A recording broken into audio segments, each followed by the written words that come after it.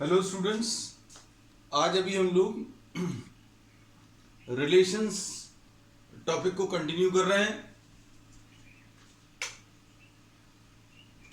Relations में अभी हम लोगों ने एक इंट्रोडक्शन तो ले लिया था। We just discussed about what relations are. Relations अभी हम लोगों ने बोला, इसको बहुत सिंपल, सबसे simple definition is a subset of A cross B.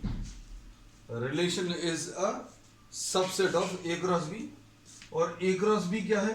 अगर अभी हम लोग बोले this is given by X Y such that X belongs to the first set and Y belongs to the second set, ऐसा बता दिया।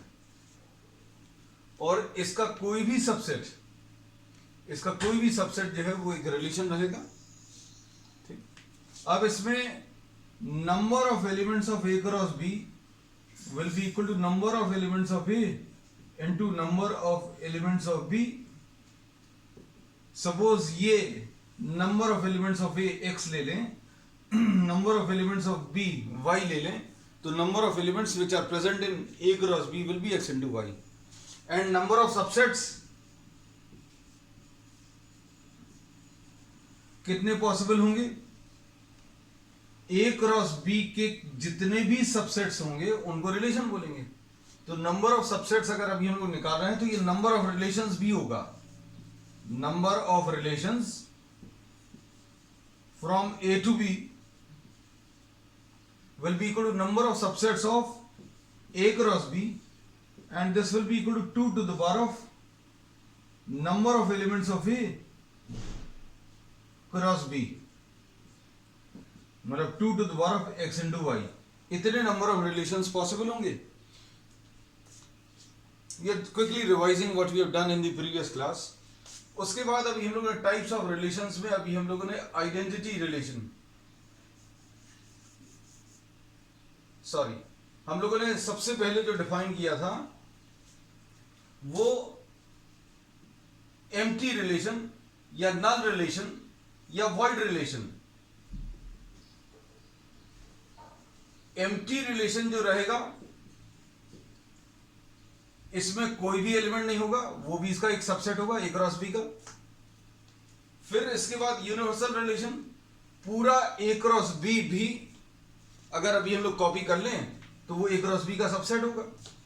तो दूसरा जो रिलेशन है वो यूनिवर्सल रिलेशन है।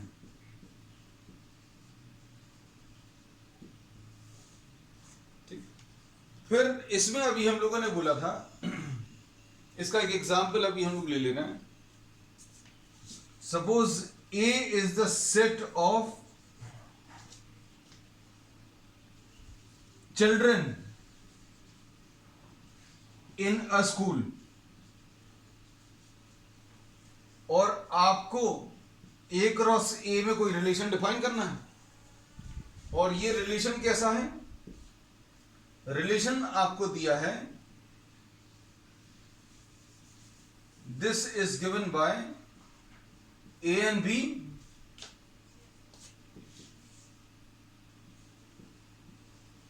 और ए और बी क्या है इसमें? A and b these are the heights of the students. A और बी जो है हाइट ऑफ द स्टूडेंट्स हैं। और ये दिया है रिलेशन कैसा दिया? डिफरेंस ऑफ द हाइट्स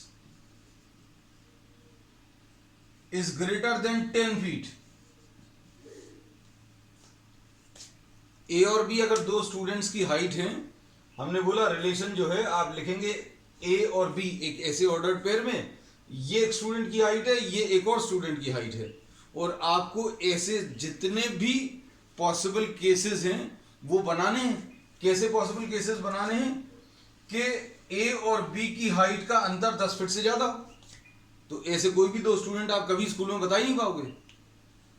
कैसे? जिनमें difference of height between the two students is greater than 10 feet. So this R will be what? An empty set.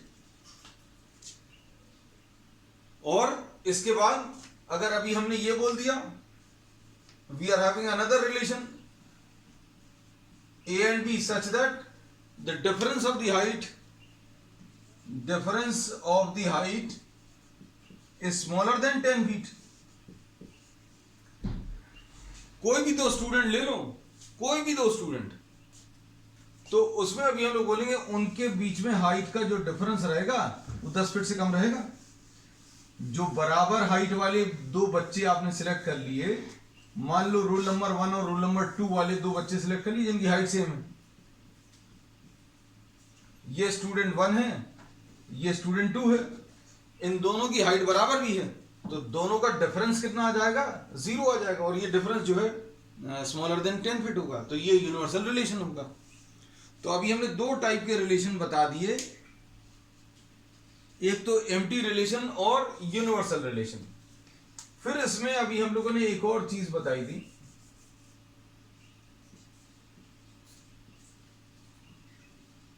Reflexive relation.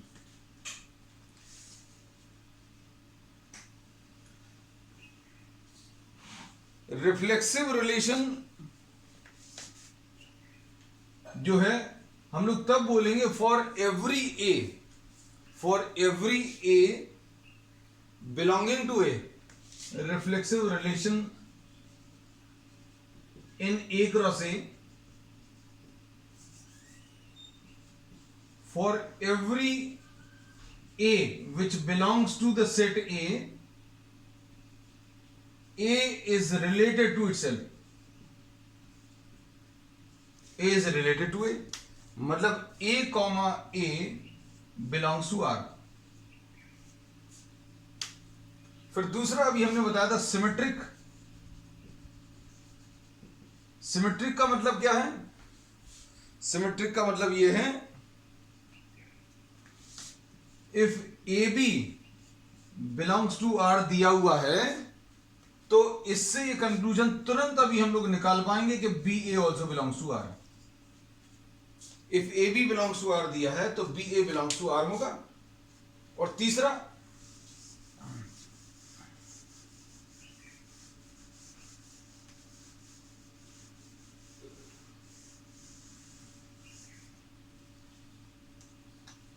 Transitive. Transitive relation कब बोलेंगे? A relation is said to be transitive if A B belongs to R and B C belongs to R. ये दिया हुआ है,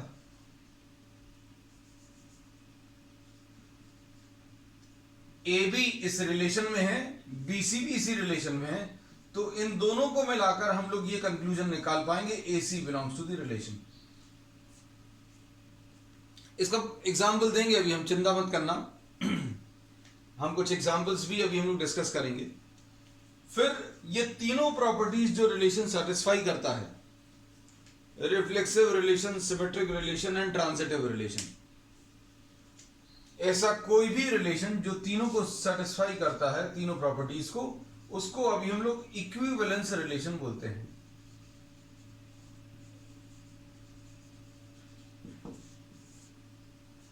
इतना note कर लो, फिर अभी हम लोग आगे कुछ प्रॉब्लम्स डिस्कस करते हैं आज।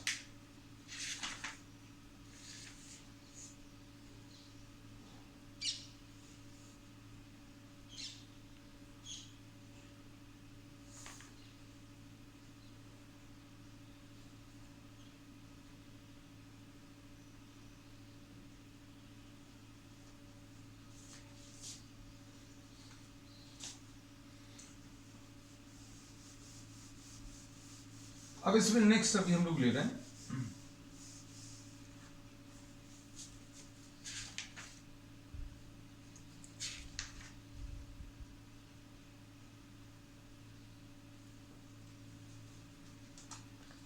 let A is the set of lines in a plane. A is the set of lines in a plane. Example upload करते जाना साथ में।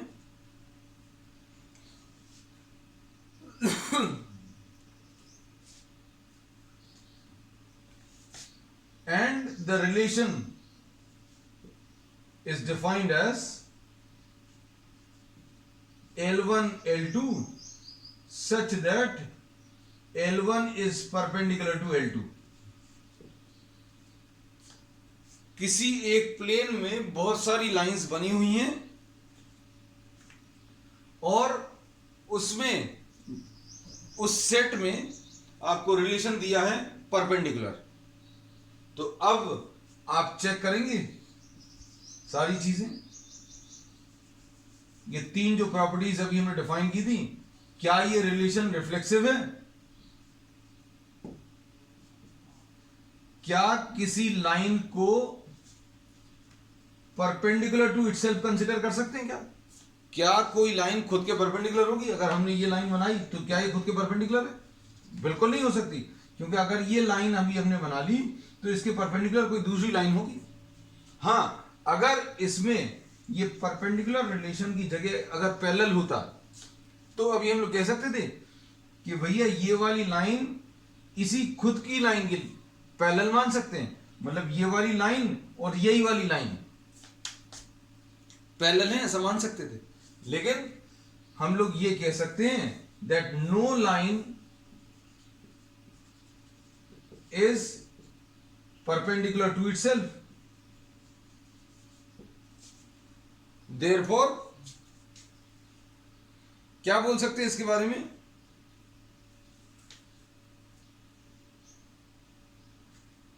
Therefore, the relation is not reflexive.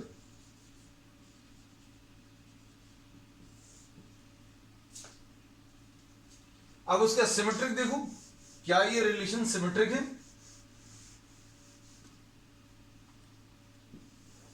तो इसमें अभी हम लोग ले रहे हैं, suppose L1 L2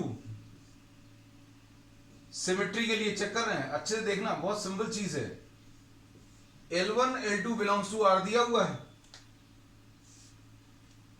L1 L2 belongs to R। क्या इससे ये मतलब निकाल सकते हैं कि L2 L1 also belongs to R? तो सबसे पहले तो अब इसका मतलब समझो। L1 L2 belongs to R का मतलब क्या है कि L1 is perpendicular to L2। ये L1 बना लिया, ये L2 बना लिया, तो L1 परपेंडिकुलर टू L2 है। क्या इससे ये मतलब निकाल सकते हैं कि L2 is perpendicular to L1? Yes, बिल्कुल निकाल सकते हैं।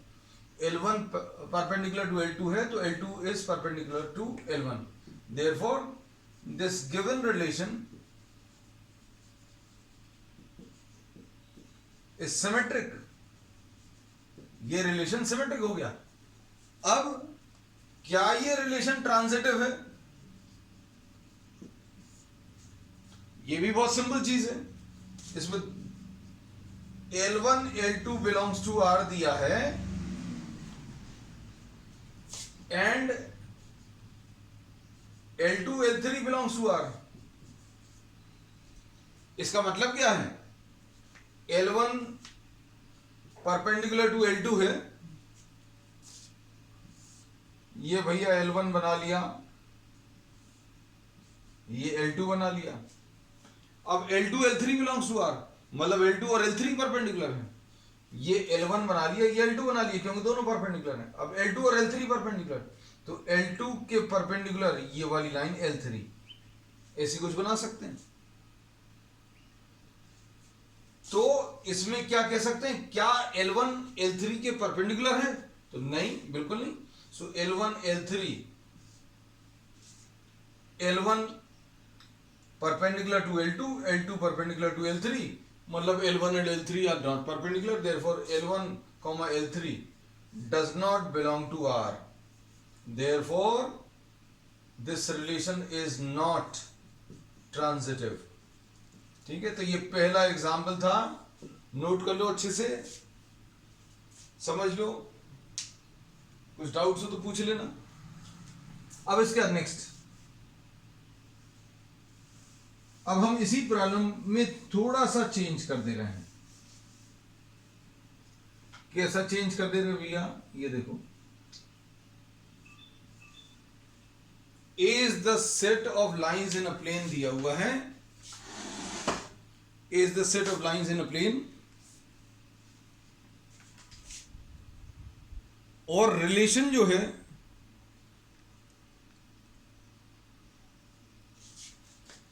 रिलेशन जो दिया है वो पैरेलल दिया है।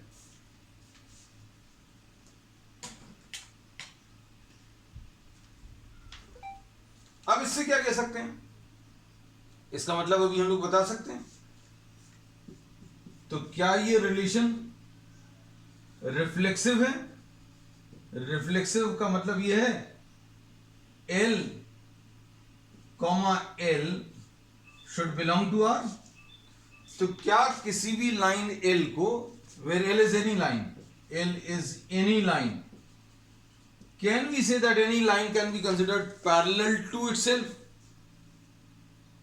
तो yes, any line can be considered parallel to itself, therefore this relation is reflexive। ये रिलेशन रिफ्लेक्सिव आ गया। अब क्या ये सिमेट्रिक है? अब तुम लोग होशियार हो गए हो। L1 L2 belongs to R दिया है,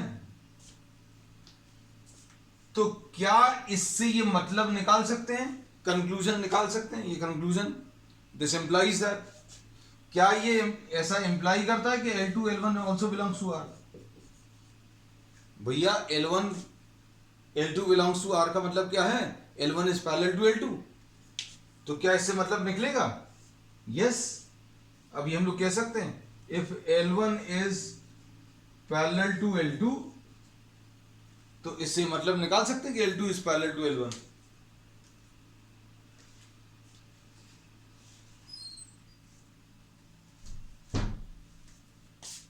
अब ट्रांजिटिव देखो,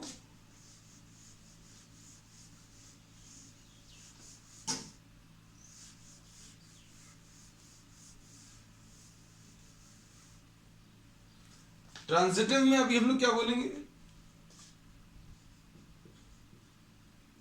ट्रांजिटिव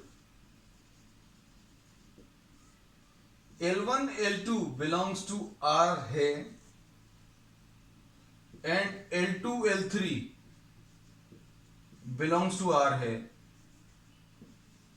तो क्या इससे मतलब निकाल सकते हैं L1 L3 belongs to R? पहले तो इसको समझो। L1 L2 belongs to R मतलब L1 is parallel to L2, L2 L3 belongs to R मतलब L2 is parallel to L3। अब इस प्लेन में जो लाइंस हैं वो बहुत सारी लाइंस हैं, लेकिन हमें कौन सी चुननी है? जो पैरेलल है, क्योंकि इन्होंने कहा है ये रिलेशन है, बहुत सारी लाइनों में से सिर्फ वो लाइन लेनी है जो पैरेलल है। तो L1 पैरेलल टू L2 है मतलब L1 L2 belongs to R, L2 L3 belongs to R मतलब L2 is parallel to L3। तो क्या इससे ये मतलब निकाल सकते हैं? L1 L2 के पैरेलल है, L2 L3 के पैरेलल है, therefore L1 L3 belongs to R आ गया। मतलब क्या है? This relation is transitive. ये ट्रांजिटिव भी है। मतलब क्या कह सकते हैं कि ये वाला जो रिलेशन है ये इक्विवेलेंस रिलेशन है। लिख लेना ये, ऐसा कोई भी रिलेशन जो तीनों को सेटिस्फाई कर रहा है, रिफ्लेक्सिव, सिमेट्रिक एंड ट्रांजिटिव, तो वो इक्विवेलेंस रिलेशन होगा।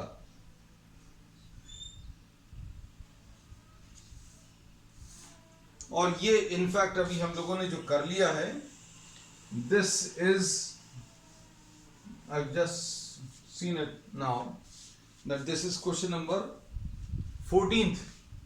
ये क्वेश्चन नंबर 14 कर लिया है इसका 1.1 का।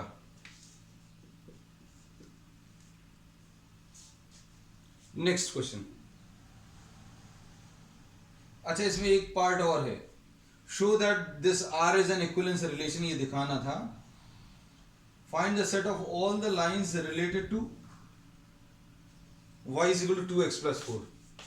अब इन्होंने बोला आप ऐसी लाइंस निकालो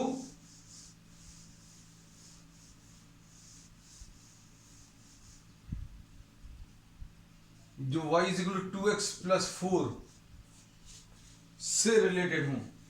क्वेश्चन में देख लेना, आखिरी में छोटा सा दिया हुआ है।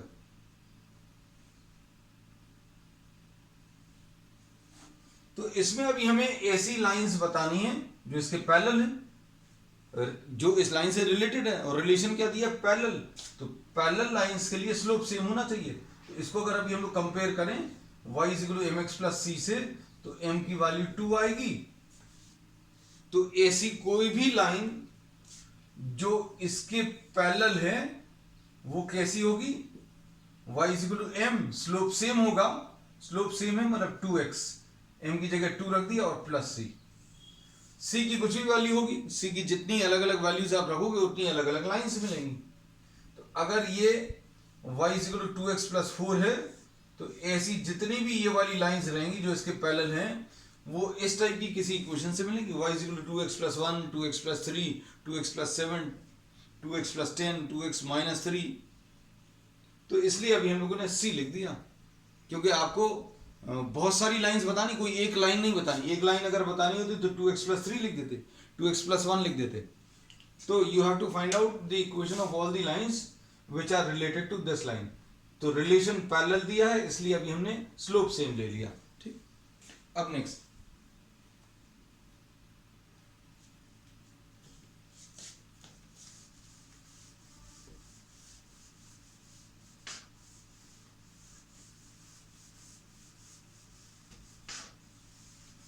सिंपल है ये। स्टार्टिंग में जो कॉन्सेप्ट्स हैं बस ये है, आगे आगे की एक्सरसाइज में जाकर थोड़ा सा टफ हो जाएगा जब ये फंक्शंस आएगा।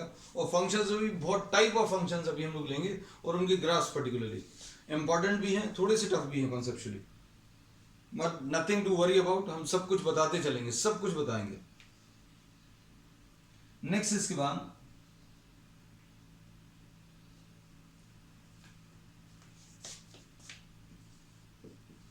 क्वेश्चन नंबर 12 ले रहे हैं। इसमें दिया वो show that the relation R defined in the set of all triangles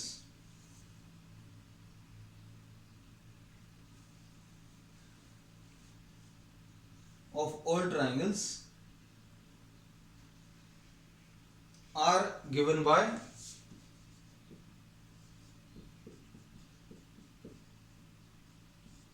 T1, T2 such that T1 is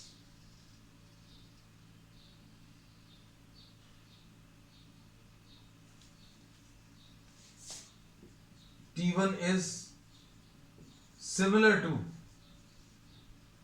T2, ऐसा कुछ दिया हुआ।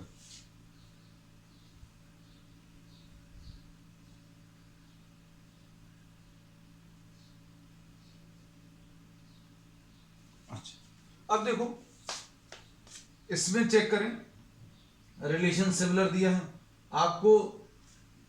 जो सेट दिया है, set of all the triangles, set of all triangles, जितने भी ट्राइंगल्स आप ड्रॉ कर सकते हो वो सारे ड्रॉ कर लो, और रिलेशन ऐसा दिया सिमिलर। तो इसमें रिफ्लेक्सिव के लिए चेक करें, T इज एनी ट्राइंगल, क्या ये खुद से रिलेटेड है? आप ये ट्राइंगल ले लिया, क्या ये खुद के सिमिलर है?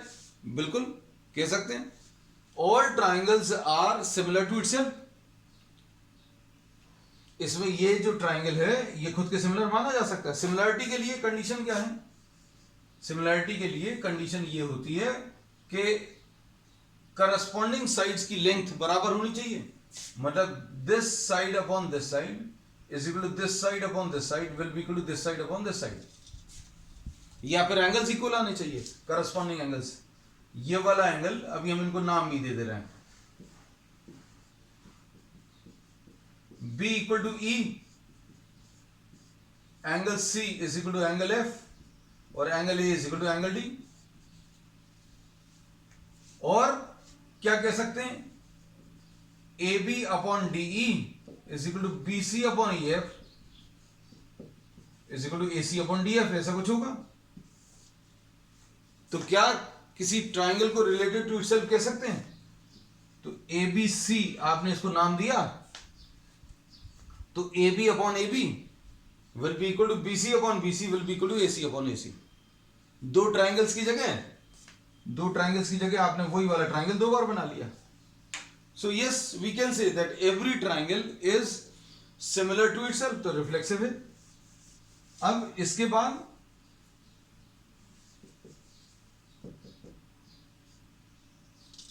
R is reflexive.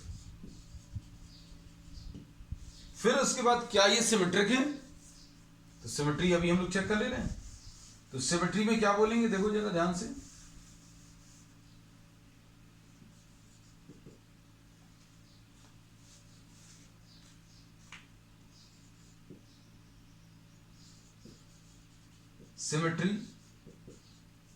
सिमेट्री में suppose T1 T2 belongs to R दिया है, तो क्या इससे कंक्लूजन निकाल सकते हैं T2 T1 also belongs to R?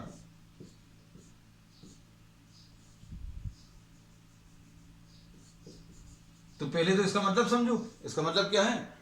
Triangle 1 is similar to triangle 2। क्या इससे ये कह सकते हैं कि triangle 2 is similar to triangle 1? Yes कह सकते हैं। So this relation R is symmetric. Transitive, तो ट्रांजिटिव में क्या कह सकते हैं? T1 T2 belongs to R है, T2 T3 belongs to R है। मतलब T1 is similar to T2, T1 similar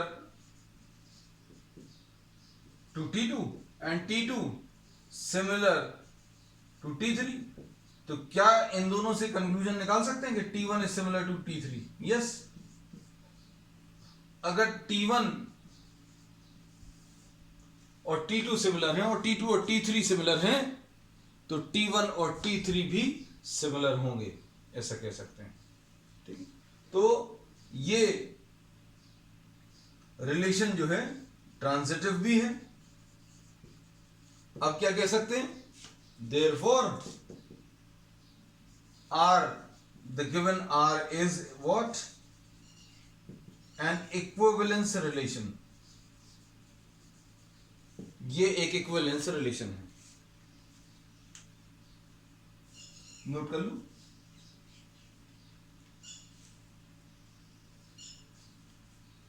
अब इसमें सिमिलर शब्द की जगह हम एक और वैरायटी ले रहे हैं। ये हालांकि बुक का प्रॉब्लम नहीं है।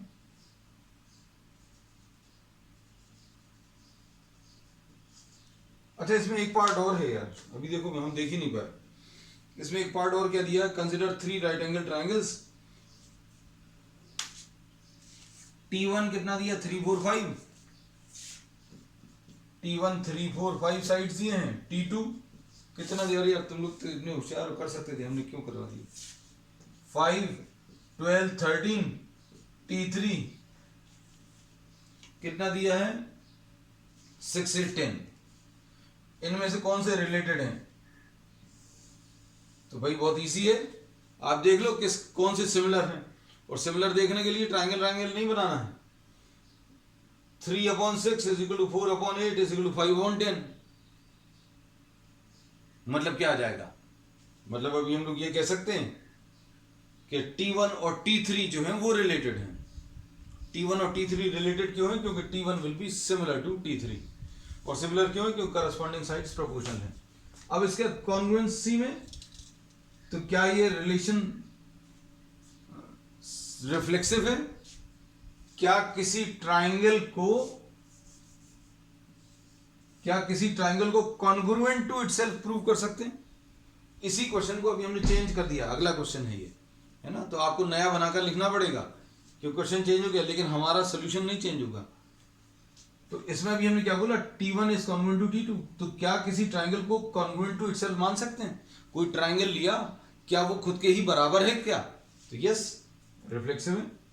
Symmetric, T1 T2 belongs to R है, मतलब T1 T2 के बराबर है। और इससे क्या ये मतलब निकाल सकते हैं कि T2 T1 के बराबर हुआ या कॉन्ग्रुएंट होगा? Yes, if T1 is congruent to T2 we can say that T2 is congruent to T1। फिर ट्रांजिटिव में देखो, T1 कॉन्ग्रुएंट टू T2 है and T2 is congruent to T3।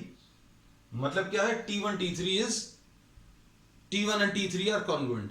T1 T2 के बराबर है, T2 T3 के बराबर, तो T1 और T3 बराबर होंगे। कॉन्ग्रुएंसी मतलब the triangles are exactly identical, congruency का मतलब। Next,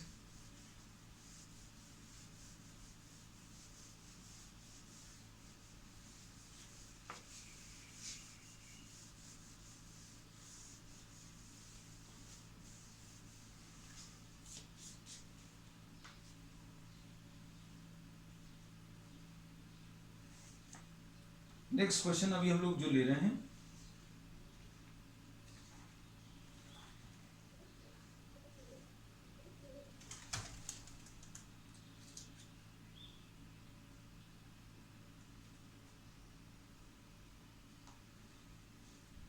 show that the relation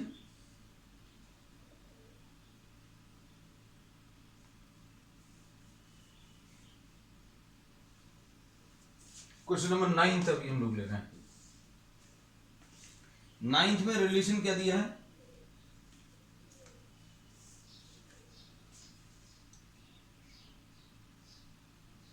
show that each of the relation are in the set A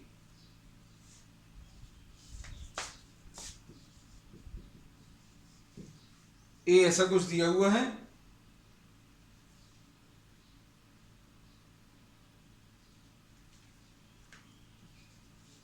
is given by X belongs to Z such that X is greater than or equal to 0, smaller than or equal to 12।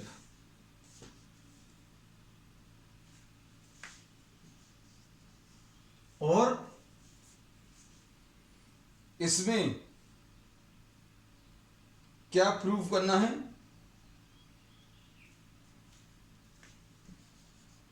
Are given by A B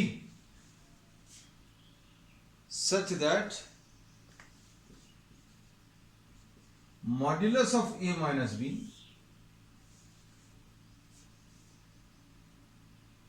is a multiple of 4।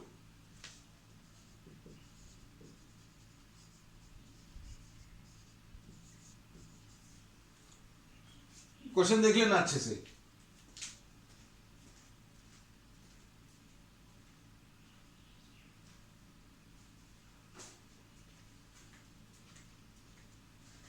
अब इसमें अगर आपको equivalence relation दिखाना है तो आपको prove करना पड़ेगा कि ये सिमेट्रिक है, रिफ्लेक्सिव है और ट्रांजिटिव भी है।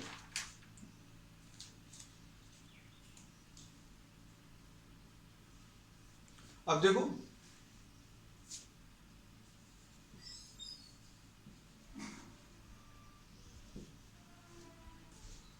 इसमें सबसे पहले तो ये चीज समझो कि आपको दो ऐसे नंबर्स लेने हैं,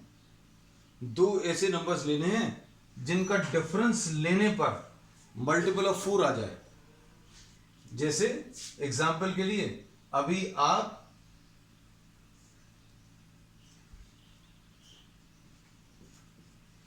जीरो कॉमा जीरो ले सकते हो, 0, 0 क्यों ले सकते हो, क्योंकि 0 minus 0 will be a multiple of 4। 1, 1 ले सकते हो, 2, 2 ले सकते हो, 3, 3 ले सकते हो, ऐसे बहुत सारे आएंगे, हम सारे नहीं लिख रहे। अब 1, 5 भी हो सकता है, 5, 1 भी हो सकता है। We are giving you just an example, आपको सोचने का तरीका डेवलप हो जाए, इसलिए अभी हमने ये नंबर्स बता दिए। 1 और 5 का डिफरेंस 1 माइनस 5 कितना आएगा, -4, लेकिन एब्सोल्यूट वैल्यू लेनी है, मॉड्यूलस लेना है, तो कितना आ जाएगा, 4 आएगा। 5 माइनस 1 भी 4 आएगा। ऐसे 1, 9 भी ले सकते हो, 9, 1 भी है। कुछ ही लिए हैं, अभी हमने कहा सारे नहीं ले रहे। जैसे 1 से अगर अभी हमने स्टार्ट किया तो आप क्या लिख सकते हो, 1, 5 लिख लिया, फिर 1 और 9 ले सकते हो, तो इससे 9 और 1 भी मिलेगा। फिर उसके बाद 2 और 6 आ जाएगा, 6 और 2 आ जाएगा। उसके बाद 3 और 7 आ जाएगा, 7 और 3 आ जाएगा। इसके बाद के नंबर्स तो नहीं आएंगे। हाँ, इसमें ये भी आएगा, जैसे 2 और 12, 2 और 6 आया था, अब 2 और 12 भी आएगा। 2 और 6, 2 और 10 सॉरी, 3 और 7, 7 और 3। फिर उसके बाद 3 और 11, 11 और 3। देयर आर मेनी पॉसिबिलिटीज जो अभी हम लोग लिख सकते हैं। बहुत सारी पॉसिबिलिटीज हैं जो लिख सकते हैं, तो इतनी सारी लिखने का कोई मतलब नहीं है ना। तो अभी हम लोगों को ये रिफ्लेक्सिव दिखाना है, तो इसमें कह सकते हैं क्या a comma a belongs to the relation है कि नहीं, ये चेक कर लो। A comma a belongs to the relation, इसका मतलब ये रहेगा कि a minus a is 0। A minus a की वैल्यू कितनी आ जाएगी? अभी हम लोगों को ए कॉमा बी का रिलेशन कैसा दिया है कि ए और बी इन दोनों का डिफरेंस मल्टीपल ऑफ 4 आएगा। अब क्या ए से रिलेटेड है, ये चेक करने के लिए ए अगर ए से रिलेटेड है तो ए की बी की जगह ए रख दो, ए है यहां पर भी ए रख दो, तो ए माइनस ए यानी 0 आ गया। Yes, 0 is multiple of 4. So this relation is a reflexive relation. इसका एग्जाम्पल आप चाहो तो कोई एक एग्जाम्पल लेकर बता सकते हो कि भैया 2 माइनस 2 ये 0 आएगा, देयरफॉर 2 बिलोंग्स टू R है। अब सिमेट्री देख लो। सिमेट्री तो अभी हमने इसमें दिखाई दी है तुम लोगों को, इस एग्जाम्पल में I have shown you symmetry. Symmetry में 1,5 बिलोंग्स टू R है, मतलब ये 5,1 ऑल्सो बिलोंग्स टू R आ रहा है।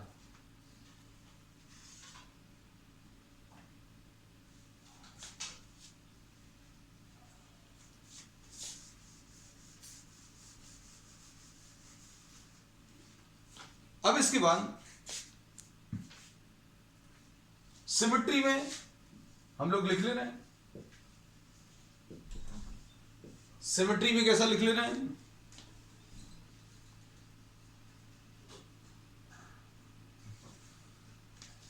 Suppose a comma b belongs to R दिया है,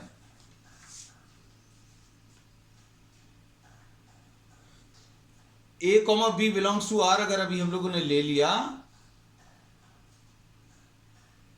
इसका मतलब क्या रहेगा?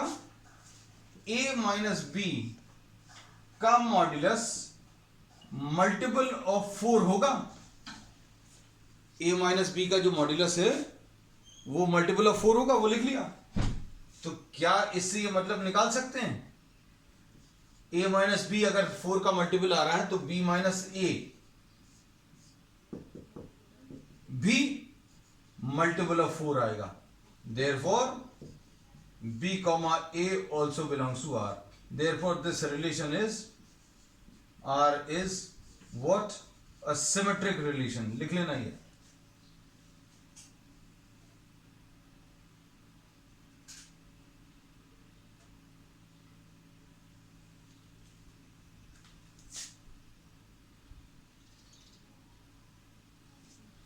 अब ट्रांजिटिव चेक करें।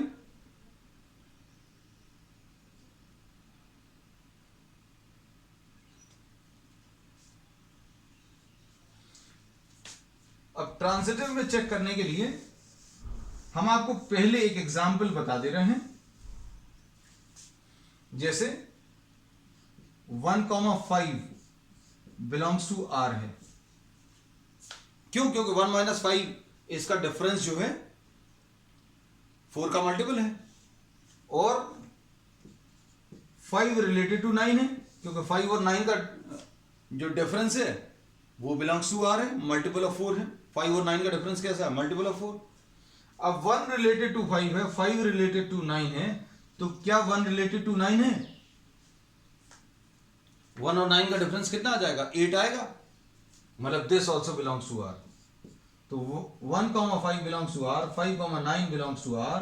तो इन दोनों का ये मतलब निकाल सकते हैं कि 1,9 ऑल्सो बिलोंग्स टू आर। अब एग्जामिनेशन में इसको कैसा लिखेंगे? आप एक एग्जाम्पल भी लिख सकते हैं और साथ में जो मेन चीज जो आपको लिखनी है वो अभी हम यहां पर लिखवा दे रहे हैं, ट्रांजिटिव। ट्रांजिटिव में अभी हम लोग कह सकते हैं कि A, B belongs to R, मतलब A minus B is multiple of 4। B, C, this also belongs to R. Therefore, B minus C is multiple of 4. Therefore, A minus C is multiple of 4 or A comma C also belongs to R. So this relation is a transitive relation. Reflexive भी है, symmetric भी है और transitive भी है।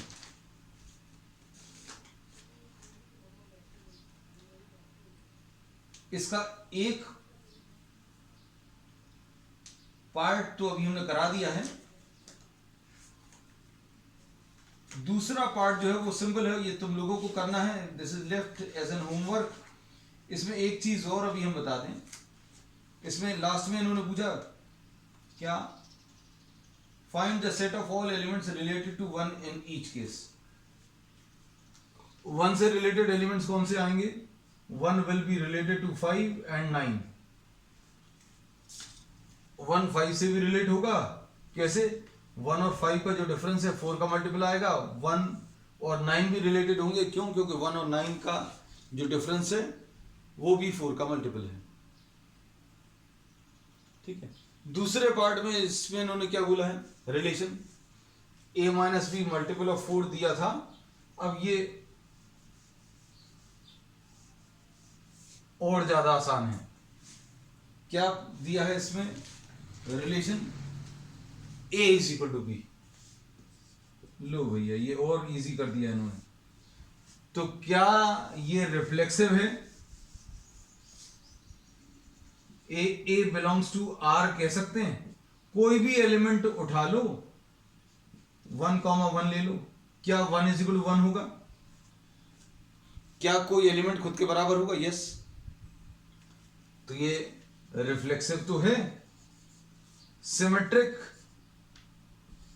ए B belongs to R दिया है, मतलब ए बराबर बी दिया है। तो क्या इससे ये मतलब निकाल सकते हैं? यस, निकाल सकते हैं, क्योंकि ए इज इक्वल टू बी अगर है तो बी इज इक्वल टू ए आएगा डेफिनेटली। ए अगर बी के बराबर है तो बी ए के बराबर आएगा। ट्रांजिटिव कह सकते हैं। ट्रांजिटिविटी में वैसे ये अभी हम होमवर्क में देने वाले थे, हमने पूरा ही सॉल्व करा दिया।